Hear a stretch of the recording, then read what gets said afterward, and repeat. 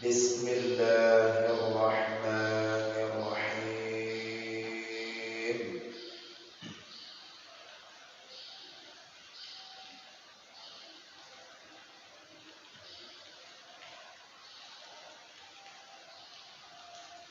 In aradta an ta'rifa qadraka indahu fanzur fima la yuqimuka fihi.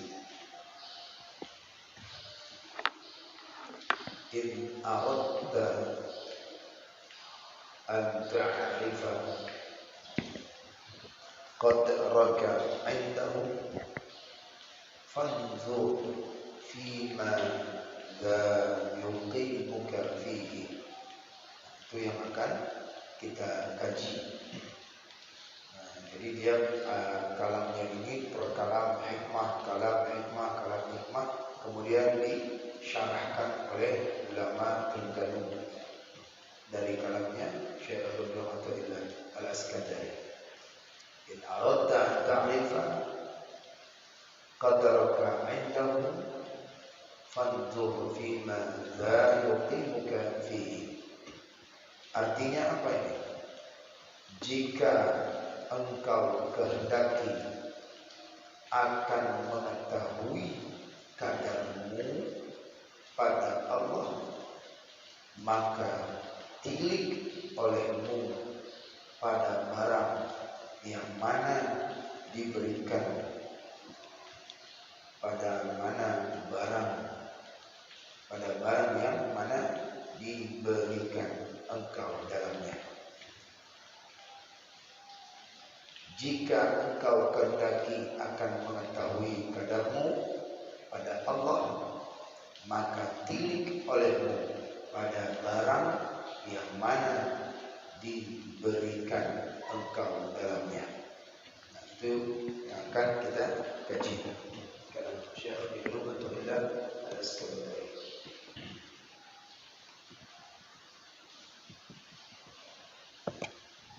Kata Syekh Ibnu Athaillah dalam Syekh Ibnu Athaillah,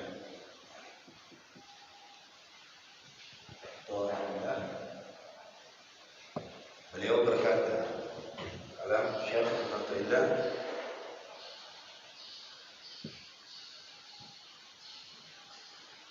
in aradta an ta'rifa qadraka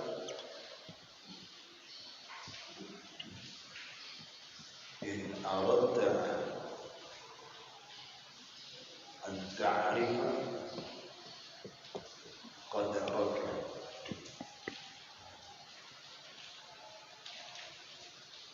indahu fanzur fima yuqimu. Indahu fanzur fima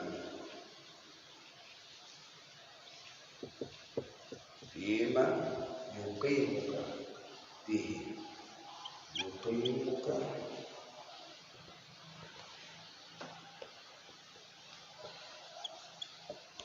fihi. Fanzur fima fihi.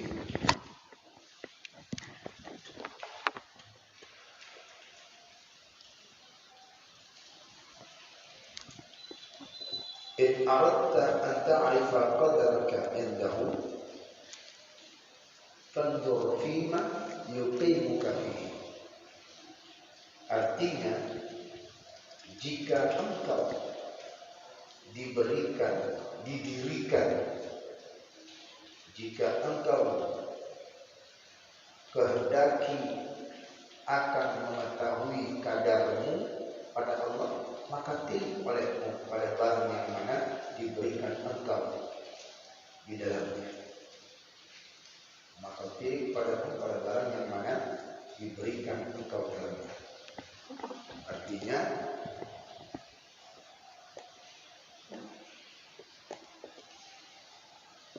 jika kita hayati dulu di kalamnya. Jika menghendaki engkau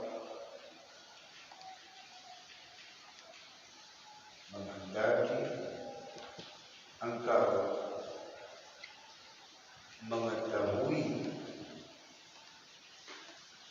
kadarmu atau ukuranku,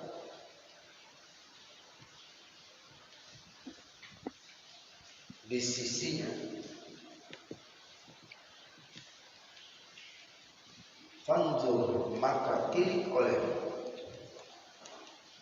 perhatikan tilik olehmu, fima pada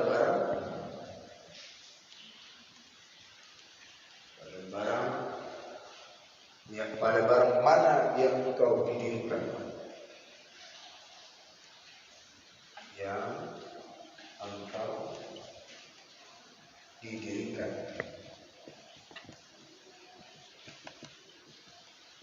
Ini yang akan kita kaji, ya.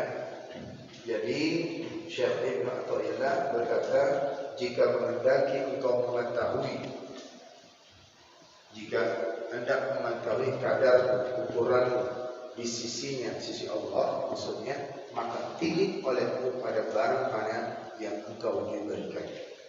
Apa maksudnya? Baru kita bacakan syarahnya, penjelasannya. Dari sini insya Allah mudah enak kita.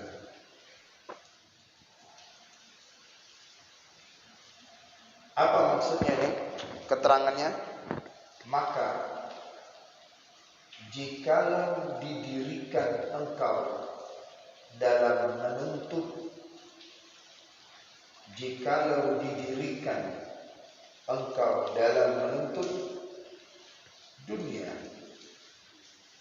dan kasih daripada segala syahwatnya dunia dan lezatnya dunia, maka sungguhnya dihinakan dan dijauhkan engkau daripada pintunya. Mengapa? Karena bahwasannya barang siapa menuntut dunia dan nikmatnya dunia, maka jadilah ia tiada harga baginya. Dari karena kasih lain daripada Allah.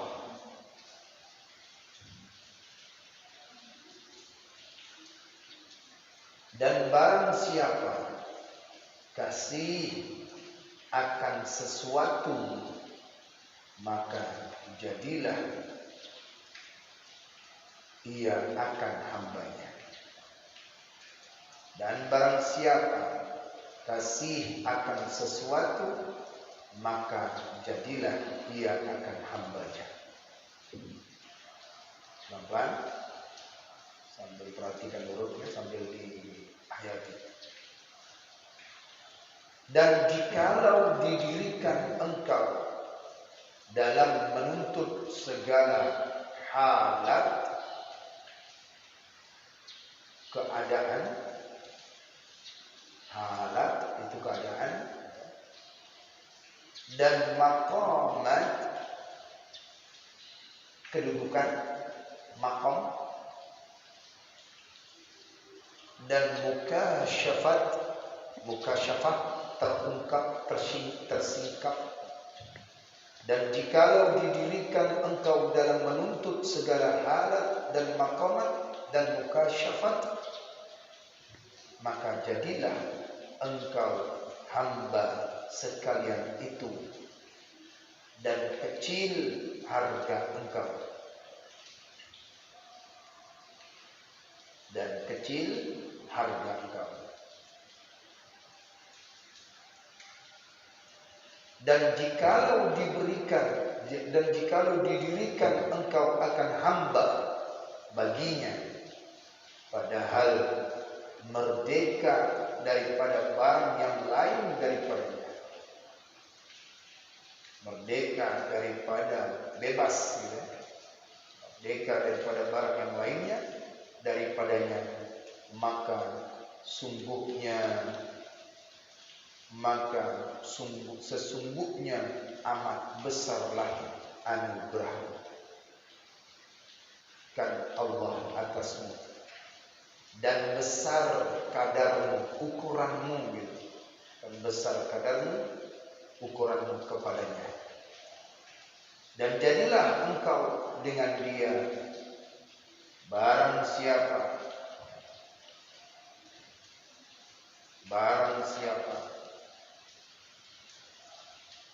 tiada ada ia dengan Allah, maka fanalah ia daripada tiap-tiap barang yang lain daripadanya, hingga ilmunya dan syahwatnya dan syuhudnya. Dan barang siapa tiada ada ia dengan Allah, maka adalah ia dengan dirinya. Ayat.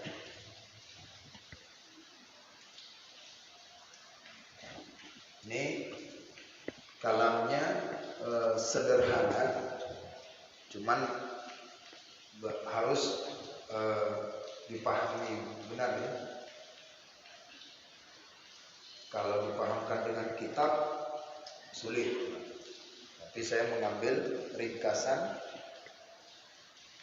perkataan ulama-ulama. Intinya ini kita sudah tahu dan sudah kita alami ya, cuman tak mikirkan ke sana gitu. Kita sudah mengalami dan kita sudah hadapin seorang manusia itu, dia sudah hadapin, tapi dia nggak mikirkan ternyata dia di mana itu. Ya, baik kan? Kira-kira sudah sampai ini? Ada yang paham? Paham kan? Baik. Dari perkataan Syekh Ibnu Athaillah Al-Iskandari yang pertemuan yang lalu kalamnya, seseorang yang apabila sudah mendapatkan manisnya amal itu, yang mendapatkan manisnya amal, maka itu menunjukkan bahwasannya dia telah diterima akan segala amalnya. Kalau dia sudah mendapatkan manisnya ibadah, manisnya amal, manisnya sedekah, manisnya baca Quran, itu menandakan dia itu amalnya diterima. Tapi kalau masih pahit, masih malas, masih tak mau, itu belum diterima. Kata Syekh Ibnu Athaillah. Maka di kalamnya Syekh Ibnu Athaillah melanjutkan gitu, merupakan salah satu barometer bagi seseorang yang mana dia itu bagaimana mengukur dirinya. Ya, dia mengukur dirinya.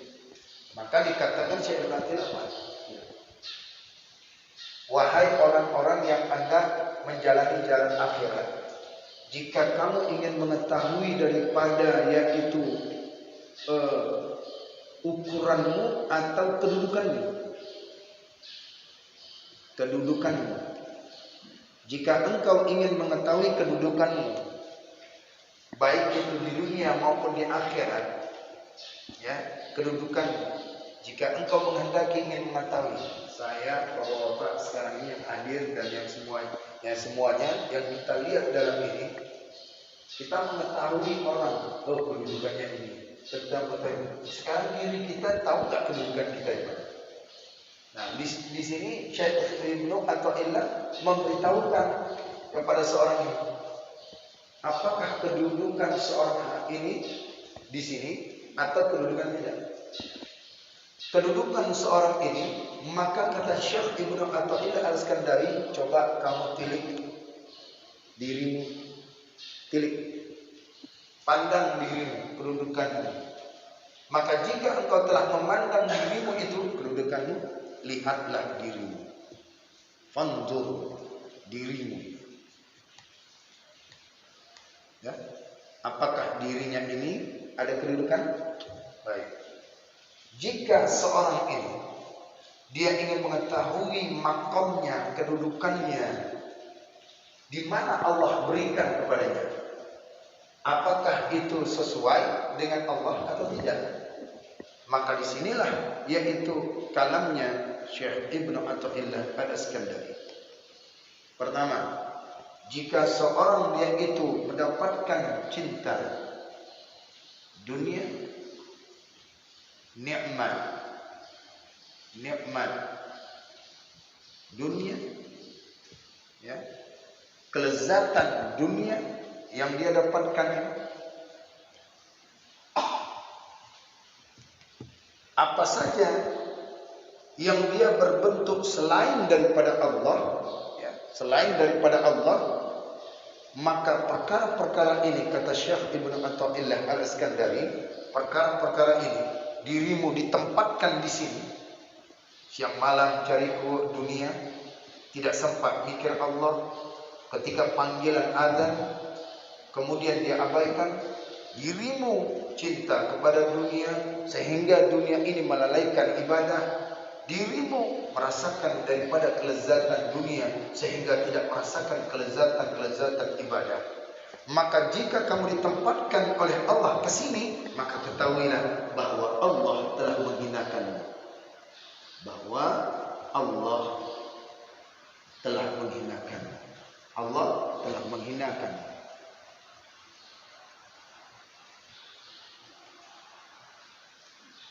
Jelas ini? Sudah dapat? Ya. Jadi kalau sudah ditempatkan kita di sini, yang sifatnya itu jauh daripada Allah, karena dia cinta selain daripada Allah, maka ketahuilah bahwasannya dia ini, sini kan, berarti bahwasannya dia itu hina. Kemudian tidak ada harga. Walaupun di dunia dia banyak hartanya, tapi di pandangan Allah dia tidak ada harga. Tidak ada harga, tidak, dan hina di pandangan Allah Subhanahu wa taala. Allah yang tempatkan mereka ini. Kebalikannya, jika seorang itu ingin mengetahui kedudukan dirinya itu, dirimu itu, maka Allah tempatkan kepada seorang yang itu halat, maqamat, yaitu halat, maqamat, mukasyafat, ya. Di halat ini keadaan, kedudukan tersingkap yang mana seseorang itu di dalamnya ini ditempatkan oleh Allah saat ketika dia diletakkan di situ, dia sedang baca Quran, ibadah, wirid, tafakkur, menuntut ilmu. Dari sini kedudukannya ini ditempatkan oleh Allah Subhanahu wa taala. Jadi kedudukannya, ya, jika seorang itu ditempatkan oleh Allah dalam keadaan pagi baca Quran, maka ketahuilah bahwa dirinya itu telah ditempatkan oleh Allah maqam-maqamnya, baik halat, maqamat, mukasyafat. Allah yang tempatkan itu, bukan dirinya. Allah yang tempatkan. Ketika dirinya itu ditempatkan ibadah, wirid, tafakkur, maka dia termasuk golongan orang halat, maqamat, dan mukasyafat. Ini, ya. Jadi pagi ini kita habis sholat subuh, berarti kita ditempatkan Allah yang baik. Allah. Jadi kita ingin mengetahui diri kita, maka dikatakanlah itu semua ini, perkara-perkara ini, maka itulah disebut dengan abdun, hamba. Abdun ini adalah hamba. Makanya Rasulullah berkata, asyhadu an la ilaha illallah wa asyhadu anna Muhammadan abduhu wa rasuluh. Nah, sekarang diri kita hamba tidak? Diri kita hamba tidak? Belum. Kalau Rasulullah ini apa? Setiap nafasnya, setiap gerak beliau, setiap apa saja pasti di makam ini. Allah yang tempatkan. Jadi kita tidak. Kita belum disebut ini nih, apakah kita termasuk hamba? Oh, kalau hamba, adakah ibadah-ibadah? Ada tak melupakan Allah? Tapi Rasulullah seorang hamba, bukan Rasulullah saja, yang nabi-nabi lain disebutkan Al-Quran ada juga. Ya, itu adalah hamba. Maka jika seorang ini sudah didudukkan seperti ini, Allah yang letakkan, Bapak duduk di sini, Bapak letak di sini kan, diletakkan di sini berarti Allah yang dudukkan. Berbahagialah orang yang didudukkan oleh Allah. Bukan orang yang dudukkan dia, tapi Allah yang dudukkan dia. Maka dia termasuk makom hamba. Dalam ibadah, wirid, tafakur, zikir, sodakohnya, menuntut ilmunya, Allah yang tempatkan dia. Bila engkau ingin mengetahuinya, lihat dirimu. Kemana diarahkan? Apakah hamba atau pecinta dunia?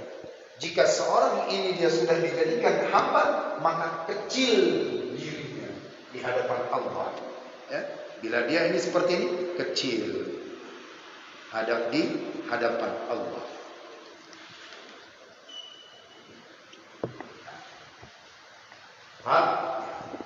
Fanzur fima yuqimuka, maka tilik di mana Allah posisikan kamu. Ukuran orang lain kita bisa mengukur, itu jarang yang ibadah. Kita mengukur orang bisa, tapi mengukur diri bagaimana kita? Nah, ukur diri kita artinya apa? Posisi kita ini di mana nih sebenarnya? Di hadapan Allah. Rupanya Allah sudah berikan isyarat, tapi kita nggak ke sana.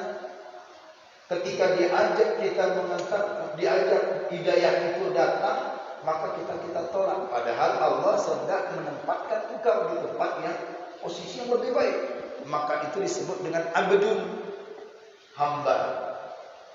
Padahal Allah panggil kita ini abdun. Qul ya ibadiyalladzina asrafu. Hai hambaku, ya Muhammad, katakan kepada hambaku, siapa saja yang melampaui batas daripada maksiatnya, la taqnatu min rahmatillah. Rahmatku tidak akan putus. Kalau Rasulullah itu memang disebut hamba, Allah sendiri yang manggil. Subhanalladzi asra bi 'abdihi. Maha suci Allah dimulai dengan kata subhan. Subhan, kemahasucian. Allah pertaruhkan kemahasucian untuk seorang hamba yang dekat kepada Allah untuk diperjalankan daripada Masjidil Aqsa, Masjidil Haram, menuju kepada Palestina, menuju ke Sidratul Muntaha. Allah sebutlah itu hamba. Hamba yang bagaimana? Hamba yang menempatkan dirinya di makam-makam mukasyafat dan halat. Nah, jadi bersyukur kita. Pagi ini hujan, padahal masih bisa kita tidur, tapi Allah tidak berkehendak. Allah antarkan kita itu kedudukan yang lebih baik. Yang sholat 2 rakaat, tapi bisa menjadi ringan bagi orang yang sudah menjadi hamba. Sholat bagi orang yang tidak mendapatkan jadi posisi hamba, maka 2 rakaat bisa berat. Bisa berat. Makanya disitulah hikmahnya kenapa sholat subuh itu 2 rakaat. Karena Allah tahu itu berat. Illa 'alal khashi'in, kecuali orang-orang yang khusyuk. Itu Allah tempatkan itu. Maka inilah pesan daripada Syekh Ibn Athaillah. Bila engkau ingin mengetahui kedudukan posisimu di dunia ini dan di akhirat, lihat di mana Allah tempatkan. Tiba-tiba kita jalan ke tempat maksiat, tiba-tiba mata kita ke tempat maksiat, tangan ke maksiat, kaki maksiat, berarti Allah menempatkan engkau kelezatan dunia. Maka ketahuilah bahwa Allah telah menghinakan. Akan ngeri. Bagi orang yang sufi ngeri. Bagi orang makom, kedudukan yang awal, setidaknya dia itu adalah ibadah. Tapi bagi orang yang khawas, tingkatannya yang tinggi khawas, mereka itu bila lalai dengan Allah, lalai hatinya kepada Allah, itu dia jatuh di dalam cinta keduniaan selain daripada Allah. Lalai. Kalau kita makom kita masih rendah. Paling kedudukan kita ini jangankan ke SD, TK aja belum sempurna lagi. Nah, begitulah. Jadi dengan begitu Allah berikan kepada seorang ini kepada kedudukan yang mulia di sisi Allah Subhanahu wa taala. Baik. Jelas ini? Kecil. Diri seseorang itu jadi kecil dan dirinya ini jadi fana gitu. Fana. Tidak ada apa-apa di dunia. Akan fana gitu. Yang kekal itu hanyalah Allah Subhanahu wa taala. Tapi kalau dia sudah diselimuti dengan dunia, diselimuti dengan kelezatan, disibukkan dengan yang lain-lain, itu Allah kecil baginya, tapi dunia besar baginya. Dia kejar terus. Nah, itu kebalikan lawan daripada orang yang sudah sampai kepada maqamat dan mukasyafat itu tadi. Baik, itu secara yang mudah kita pahamkan. Paham ya? Jadi, Pak? Ada? Paham? Di kalam pertama sulit mengalaminya yang dikatakan di sini. Anugerah Allah akan berlimpah. Ini anugerah. Garis bawahkan ini yang ada dalam kitab. Maka sesungguhnya amat besarlah anugerah kan Allah atasmu dan besarlah kadarmu kepadanya. Orang kalau sudah diberikan oleh Allah makom yang ibadah, itu Allah naikkan derajatnya. Walaupun orang banyak manusia membenci, menghinakannya, tapi Allah tempatkan dia kedudukan yang tinggi. Itu Allah naikkan levelnya. Dia naikkan levelnya. Di hadapan Allah dia tinggi. Di hadapan manusia sekalipun kecil, tapi dia tinggi. Setiap kali kita bertemu ibadah, setiap kali dalam dia beribadah, amalan apa saja ibadah. Ini berarti Allah telah menempatkan dirinya kepada tempat yang lebih baik.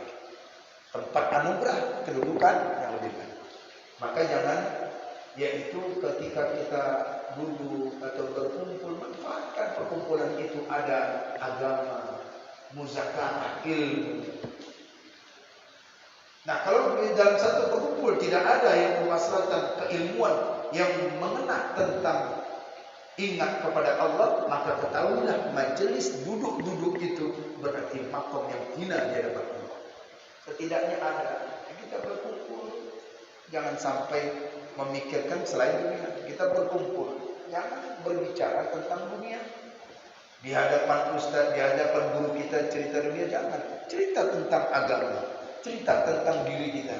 Bagaimana ibadah yang benar, bagaimana jalan kita ini. Ini manfaatnya. Supaya apa? Supaya kita mendapat predikat, yaitu gelar abdi, hamba. Ini kita ini belum hamba ini. Belum dikatakan hamba. Kenapa? Karena kita masih dibudakkan dunia. Hamba Allah belum, tapi masih hamba dunia. Amin. Oke, insyaallah. Pelan-pelan. Tapi kalau dihayati diulang lagi, intinya sudah dapat. Nah, intinya kita jadilah hamba setiap saat. Maka jikalau engkau mengambil dalil atas makom engkau, jikalau engkau sudah mengetahui kedudukanmu itu dalilnya, itu dalilnya pada barang yang diberikan engkau di dalamnya, maka jikalau engkau mengambil dalil atas makom engkau pada barang yang didirikan engkau dalamnya, maka jikalau engkau daripada ahli syariat, maka lazimkan akan dirimu kepada asalnya. Dan jikalau engkau daripada ahli hikmat, maka fanakan olehmu daripada nazar baginya. Ya? Itu tingkatannya. Bagi orang yang ahli syariat, maka ibadah-ibadah zahir itu dilaksanakan. Bagi orang yang ahli khidmat ini apa? Beramal, maka fanakan dirimu. Dan jikalau engkau daripada ahli hakikat, maka fanakan olehmu daripada fana dengan fana. daripada fana dengan afna, hingga engkau lihat bagimu fana. Karena bahwasannya hakikat kepada mereka itu menafikan asal segala sifatmu daripadamu dengan segala sifatnya. Jadi seorang hamba ini, ya, seorang hamba ini dia mempunyai kedudukan. Pertama, dia itu adalah ahlus syariat. Yang kedua, seorang hamba itu adalah ahlul khidmat. Ahlul khidmat. Yang ketiga, seorang hamba itu adalah ahlul hakikat. Nah, ini yang paling tinggi. Memfanakan diri. Ahlu syariat, dia ibadah saja. Ini orang ahlu syariat ini. Kita ini masih syariat ini, ibadah aja. Ibadah karena takut daripada azab. Sudah. Bukan karena Allah, tetapi takut karena takut daripada yaitu siksaan. Ibadah karena. Sementara ahlul khidmat ini, seorang hamba ini yang terbagi ini adalah apa dia? Dia beramal, berkhidmat kepada Allah dalam kondisinya apapun. Tapi levelnya tinggi daripada al-syariah. Ini yang pertengahan. Nah, jika levelnya tinggi lagi, maka itu disebut dengan ahlul hakikat. Apa ahlul hakikat? Dia memfanakan dirinya, lebih fana. Fana dirinya, maka segala dunia ini fana baginya. Memfanakan. Fana dengan afna. Fana dengan afna. Ini kedudukan yang tinggi. Nah, sekarang kita kedudukan kita mana? Syariat kah? Khidmat kah? Hakikat kah? Atau di luar tiga-tiga ini? Belum. Kita harus syariat aja belum. Jauh. Kita banyak berlumur dosa. Banyak bermaksiat kepada Allah. Nah, disitulah bertahap-tahap kita bagaimana dalam waktu kita itu gunakan dalam syariat. Gunakan kita sebagai hamba. Intinya jika kita dalam satu posisi yang baik, Allah telah menempati. Nah, menempati kedudukan yang baik. Itu dia. Kata setengah mereka itu, siapa mereka itu? Ulama. Bermula sufi itu orang yang suci daripada dirinya. Orang sufi itu orang yang suci daripada dirinya. Makanya banyak para ulama-ulama sufi. Orang yang sufi itu orang yang suci daripada dirinya. Dan fana dengan Tuhannya. Dan karena inilah sufi itu terlebih tinggi maqam. Jadi jangan dimusuhi orang-orang sufi. Jangan dibenci orang-orang yang sudah tinggi tasawufnya. Sufi itu adalah orangnya sufi gitu, orangnya sufi. Amalan yang dilakukannya itu namanya tasawuf. Amalannya disebut dengan tasawuf. Orangnya disebut dengan sufi. Bila seorang sufi itu dia telah mendalami ilmu tasawufnya, maka ketahuilah bahwasanya dia lebih suci daripada dirinya. Dan makom sufi itu adalah makom yang lebih tinggi. Maka sulit nak mencari. Berziarah kepada ulama-ulama sufi saja itu lebih baik daripada orang yang ibadah sunat. Lihat, coba nanti lihat dalam kitab Sirus Salikinnya pada bab ziarah. Pada bab ziarah ke Masjid Nabawi, ziarah. Coba lihat. Berziarah kepada ulama sufi baik masa hidupnya dan masa walaupun dia sudah wafat itu tetap, karena mereka itu bukan suci jasad tapi ruhnya, ruh daripada sufi itu. Makanya makamnya tinggi. Dia telah memfanakan dirinya ini, tembus dia, tidak terdindingi dengan dunia. Kita ini masih banyak terdinding, tebal dindingnya, besi-besinya itu, makanya sulit tidak menangkap ilmu, menangkap hidayah, sulit. Karena dunia itu selalu di mata. Maka di situ dikikis oleh daripada dunia dinding-dinding itu. Bagaimana caranya?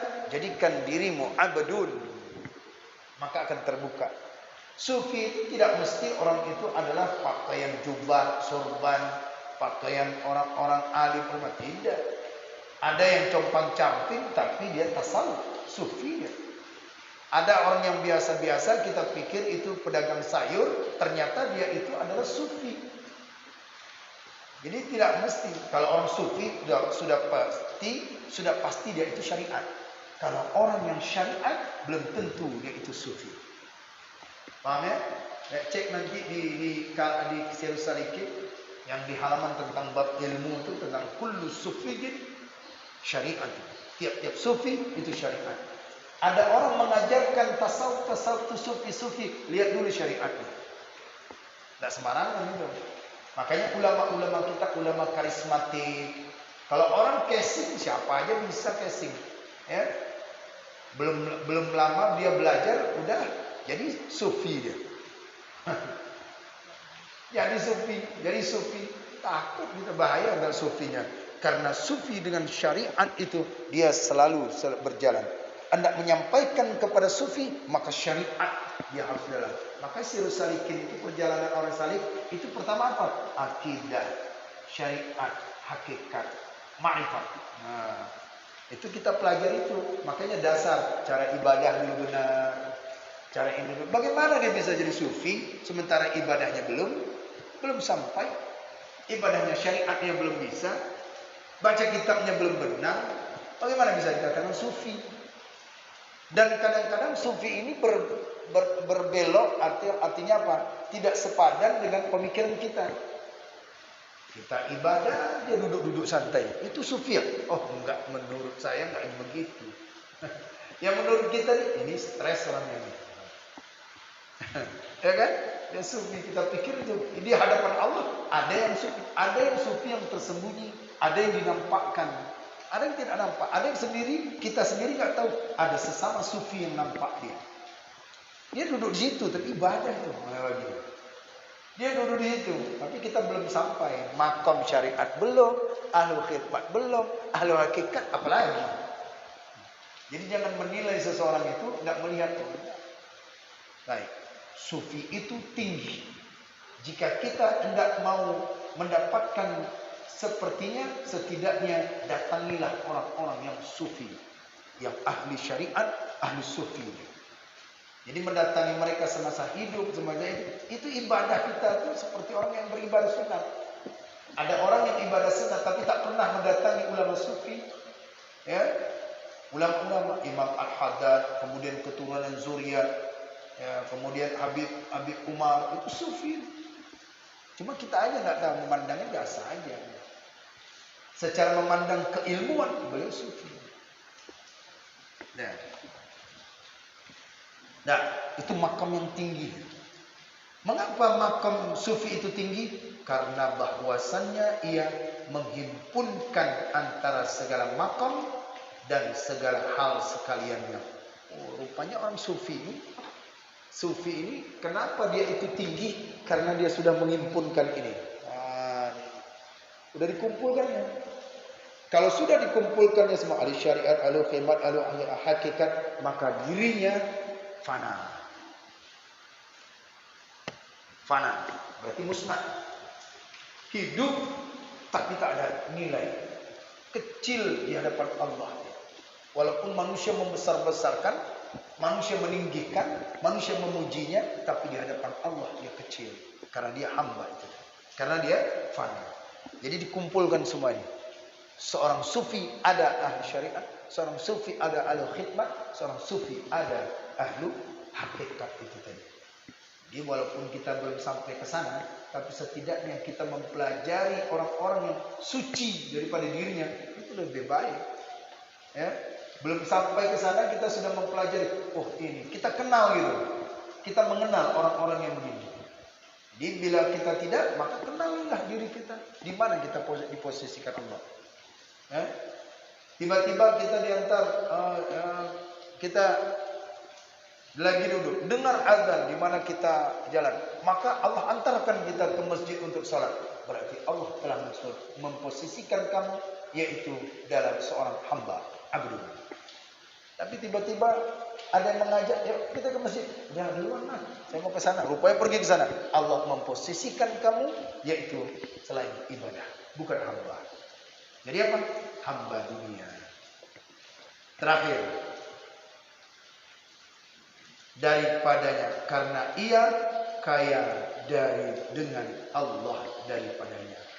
Itu sebabnya orang sufi itu tinggi kedudukannya, dia fana tetapi dia kaya karena Allah Ta'ala. Dan ia kaya dengan Allah. Dirinya kemana-mana Allah. Dalam keadaan tidur Allah. Makanya Allah itu, apa dia? Allah mustaghniu an kulli ma siwa.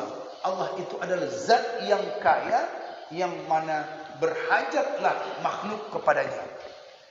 Jadi kalau orang sudah ada pada dirinya ini Allah, itu dia paling kaya itu. Jangan dikatakan dia paling susah, itu udah kaya. Kaya hati, kaya ilmu. Ya, orang yang punya harta belum tentu kaya. Tapi kalau ada orang yang kaya harta, sufi lagi, itu nggak pernah tinggi makomnya. Sudahlah kaya harta, kaya dekat dengan Allah, senang dermawan, ya, senang membantu, ini kaya daripada lebih kaya lagi. Kenapa? Dia mengambil kepada sumber kaya. Siapa? Allah. Allahu mustaghni an kulli ma siwahu. Allah itu zat yang kaya dan berhajatlah sesuatu itu kepadanya. Ini disebut ya orang sufi. Ternyata orang sufi mengambil pusatnya, sumber kekayaan, yang memiliki kekayaan, ya itu adalah Allah Subhanahu wa taala. Maka itulah Allah tinggikan mereka itu kedudukan tingginya. Jadi dari kalamnya Syekh Ibnu Athaillah, maka ukur diri kita di mana kita berada. Cuman kita yang pada mengukur. Cuma kita yang mengetahui kedudukan kita. Jadi jangan kita ukur orang lain kedudukannya kemana. Jadi kita tahu, oh jangan sampai ya Allah saya ke arah ke sana. Jangan sampai ya Allah saya arah ke sini. Ternyata di sini. Nah kalau sudah kita diukurkan, sudah ditempatkan di sini, pertahankan. Melanjutkan kalam yang minggu lalu. Sudah merasakan manis, baru Allah dudukkan. Bagaimana bisa Allah dudukkan kembali kita di majelis ilmu, majelis zikir, majelis ibadah, majelis baca Al-Quran, sementara dia belum merasakan manis ibadah. Jadi kuncinya apa? Rasakan manisnya ibadah, rasakan manisnya zikir, rasakan manisnya menuntut ilmu, baru Allah tempatkan. Jadi nggak bisa merasakan. Jadi beda, ada orang yang ibadah merasakan manis ilmu itu beda, nggak sama. Makanya nggak sama. Cuman dia jalannya berbeda. Dia akan merasakan bagaimana getaran orang yang sudah merasakan manisnya itu cepat beribadah, tidak menunggu. Bagaimana orang yang sudah merasakan manisnya dia menuntut ilmu, mendalami ilmu setiap saat ilmu dia. Itu bahasan orang yang maka disitulah Allah sudah tempatkan kedudukannya. Baik Bapak sekalian yang dimuliakan oleh Allah Subhanahu wa taala, ambil kesimpulan di kalamnya Syekh Ibnu Athaillah, kemudian dihayati terus menerus dan amalkan dalam kehidupan kita, dalam hati kita. Jangan sampai Allah tempatkan kita di itu kedudukan kita, makom yang jauh daripada Allah Subhanahu wa taala. Ya, maka saat itulah ketika kita nak melihat, ya Allah, orang-orang yang sudah mengenal Allah dekatnya, bila dia datang ke tempat maksiat, maka dia takut, ya Allah, takut malaikat maut datang di sini mati dalam tempat maksiat. Itu dikhawatirkan, dia selalu senantiasa. Maka dalam keadaan apapun dia wirid zikir. Walaupun dia ngomong sama temannya, hatinya berzikir. Ini orang-orang yang sufi tadi. Insya Allah kita akan lanjutkan kembali ke kalam berikutnya, yaitu kalam Syekh Ibnu Athaillah. Sedikit tapi memuncak amalan-amalan yang tinggi yang kita harus pelajari. Wallahu a'lam bissawab. A'udzu billahi minasyaitonir rajim. Bismillahirrahmanirrahim. Alhamdulillahi rabbil alamin. Hamdan yuwafi 'amahu wa yukafi mazidah. Ya Rabbana lakal hamdu kama yanbaghi li jalali wajhika al-karim wa 'azimi sultanik. Allahumma shalli wa sallim wa barik ala sayyidina Muhammadin ya dzal jalali wal ikram. Wa shalli wa sallim man saadatina ashabi Rasulillah ajma'in. Allahumma asina 'aqibatana fil umuri kulliha wa ajirna min akhidati dunya wa adhabil akhirah. Allahumma inna nas'aluka ridhaka wal jannah wa na'udzu bika min sakhatika wan nar. Allahumma innaka 'afuwun karimun halimun tuhibbul 'afwa 'anna ya Allah ya Karim.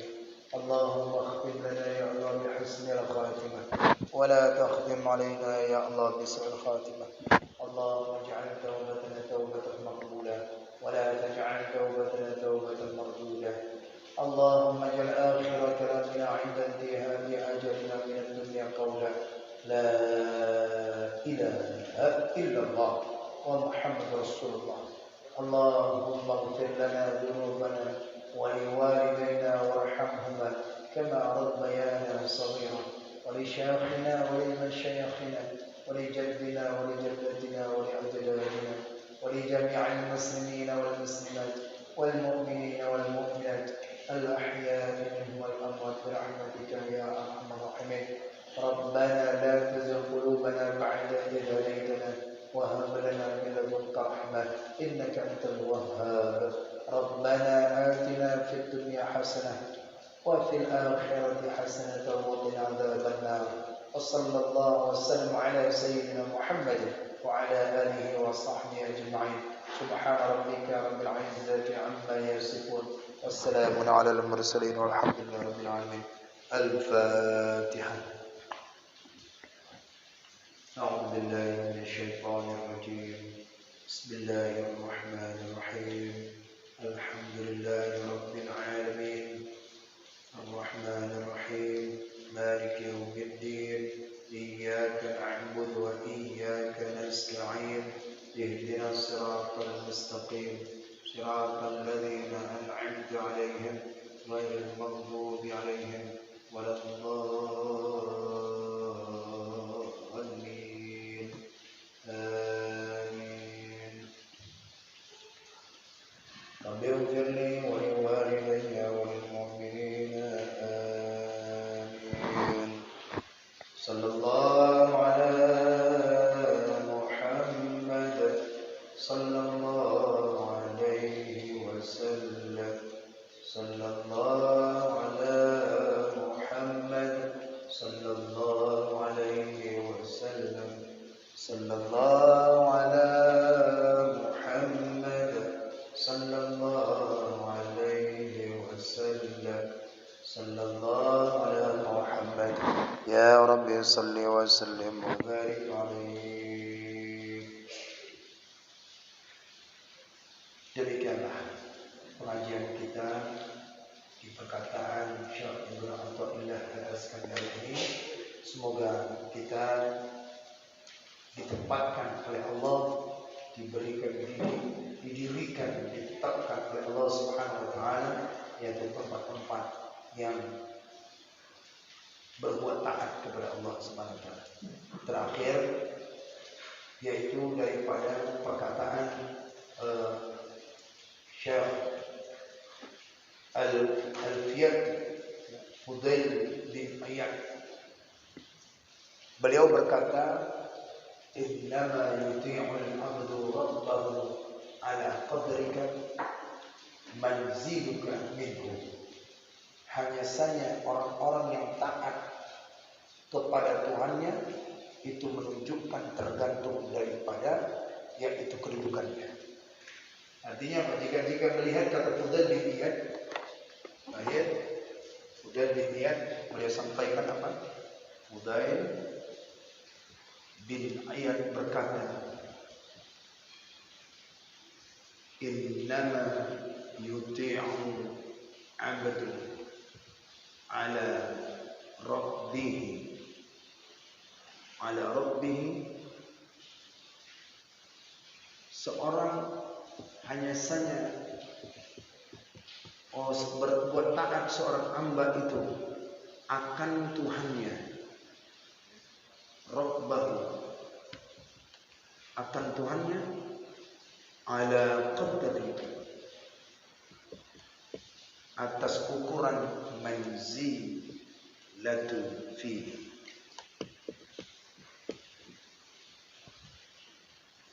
yang dikatakan orang yang taat ini saja, hanya saja